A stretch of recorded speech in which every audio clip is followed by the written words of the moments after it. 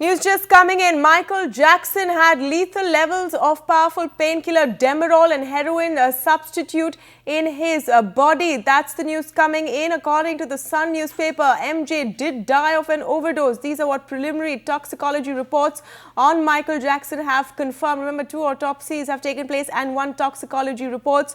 The first reports of these have been claimed to be accessed by UK tabloid The Sun, which says MJ's body had lethal levels of painkillers Demerol and methadone, which eventually killed him. Tests have shown that the tragic star had taken cocktails of drugs strong enough to have killed any normal person instantly, but he had been on vast quantities, so losing his body became tolerant to huge doses until his fatal collapse.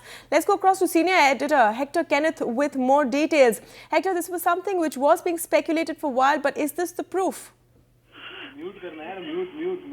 Right, this report now coming out in the British newspaper The Sun now, it says that Michael Jackson had lethal levels of the powerful painkiller Demerol and a heroin substitute methadone in his body when he died. This is the result of a preliminary toxicology report that is available with the British newspaper The Sun, according to the Los Angeles County Coroner's Office.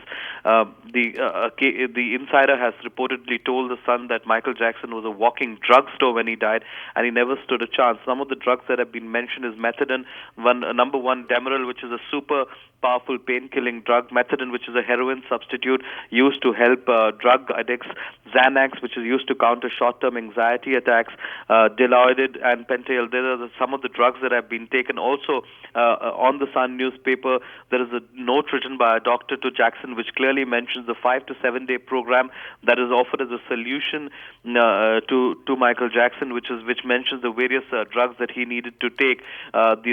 Since Michael Jackson's body was already, under severe pressure due to the drugs that he'd been taking over a period of time, it can now be said that these drugs that led up to the possible death of Michael Jackson, though the family members and even late last evening the Los Angeles Coroner's Office had not confirmed the same thing. Right. Now, Hector, the final coroner's report is expected on the 25th of June and it will include these toxicology reports. In investigations, are fingers pointing to Michael Jackson's doctors quite clearly now? Yes, absolutely. There have been questions over his doctor's role in the whole thing. Some of the doctors who have been quoted in the Sun newspaper, including Jackson's dermatologist, they have already admitted occasionally to having given Michael Jackson Demerol after the surgery. So there's also a note that is being found by the Sun newspaper, published in the newspaper, which is reportedly a painkiller note, perhaps scrawled in the handwriting of Michael Jackson, that mentions some of these drugs, and it mentions Buprenex, etc.